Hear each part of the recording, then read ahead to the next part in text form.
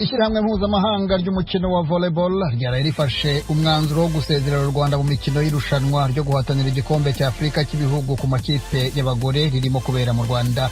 Ikipe y'igihugu y'u Rwanda yaregwaga n'ubuyobozi bw'ishyirahamwe ry'umukino wa volleyball muri Nigeria kuba yari ifite abakinnyi bane batari bujuje ibyangombwa bisabwa n'amategeko mu mukino wahuje ibihugu byombi.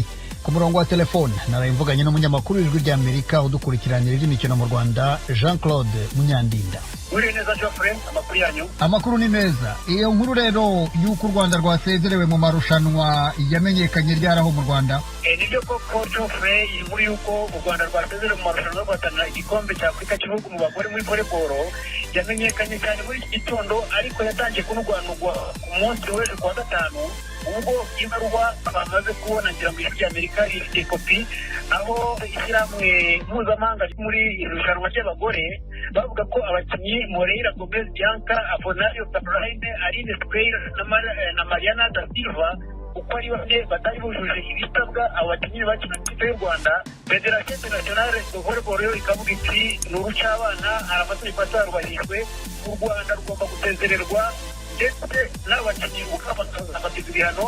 U Rwanda bo baravuga bati ntabwo ari byo, harimo akarenganyo, niko bihagaze kugeza ubu ngubu. Ariko ikigaragara kigasubira inyuma Geoffrey nuko u Rwanda rwamaze gusezererwa. Wari ubaye nk'ubivuga, ndagira ngo duse n'ababisubiraho neza. Byakiriwe bite n'ishyirahamwe ry'umukino wa volleyball mu Rwanda? Ruravuga ko rwarenganye gute, cyangwa se ruremera ko koko ikibazo cyabaye nyirabayazana rugifitemo uruhare? Ahangaha ko twabivuga, ishyirahamwe ubwaryo nta nubwo ryerura ngo ribivuga ko kugeza ubu ngubu nta n'uruvugiro rifite mu gukurikirana ibikorwa by'irushanwa ko bigomba gushyirwa mu maboko ya minisiteri nyirizina ndetse na kavebe. Rero ku ruhande urubyiruko tukavugisha ku ruhande akaba yakubwira ati nyamara nubwo bavuze ko twakinisha abakinnyi batuje ibyangombwa, ibyo byangombwa tukabikoze amategeko yarubahirije, tukabifata nkaho wenda ari akarengane uko nari bivuze. Ariko ku rundi ruhande nyine ni gake cyane buriya Geoffrey, iyo umuntu yakoze amakosa kandi ashobora kugira ingaruka ziremereye rimwe na rimwe, hari igihe ataba abyemera. Ubwo rero mugiye kuri Federation Volleyball bavuga bati rwose twaba turenganye.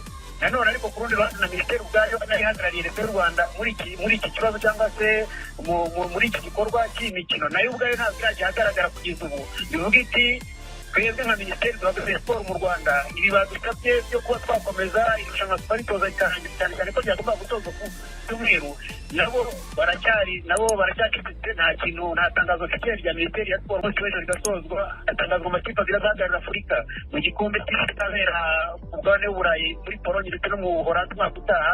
Ese bizagenda bite? Ariko niyo mpamvu nyine abantu bagomba gutegereza bavuga bati ibyo ari byose iyi weekend ajya kurangira icyerekezo kigaragaye, ariko gusa ibihano byo ntabwo bisubira inyuma dukurikije itangazo twasomye. None ubwo biragenda bite? Buri muntu arinagurira mu ndege ye atahe, cyangwa imikino irakomeza se ikomereze mu Rwanda, u Rwanda rutarimo?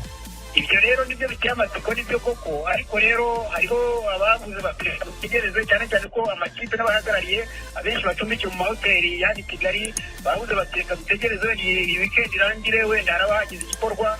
Ariko hari n'abandi makipe tugenda dutera icyumvirizo, andi makipe yagiye avuga ati turarambiwe, cyane cyane nk'ikipe ya Senegal ivuga iti cyane cyane ko n'ubundi n'amahirwe yo gukomeza muri kimwe cya kabiri kirangiza yari makeya, bavuga bati nibaturekure batazasiga ubusa Geoffrey.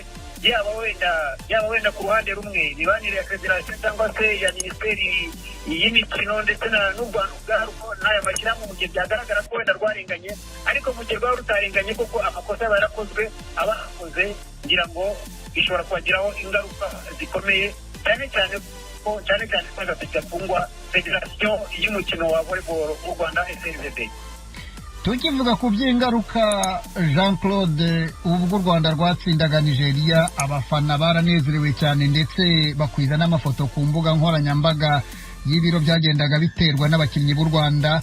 Ubu ishyirahamwe rya volleyball rimaze gusa n'irigwa mu kantu aho mu Rwanda, hari icyo rirabwira abafana?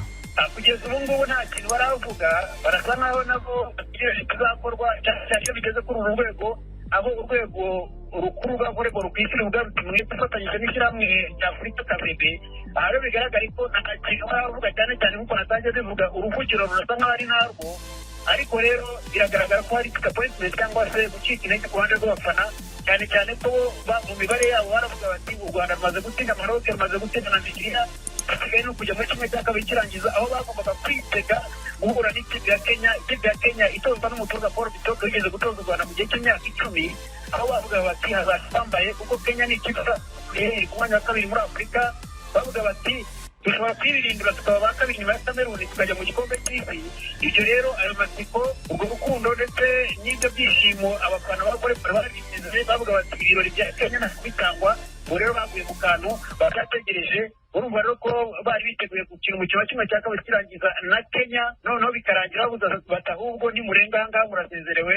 Agahinda gakomeye kavanze n'ubushuba dushobora kugira umwanzuro, ariko umwanzuro tutegereje no kumenya ko u Rwanda uravuga ruti ubwo bitakibereye iwacu nibagende bashaka ikindi gihugu bisorezwamo, cyangwa se baragira akayaperi bavuge bati okay, reka dusanzwe tuzwi nk'abantu bategura neza ibirori n'amarushanwa, reka igihe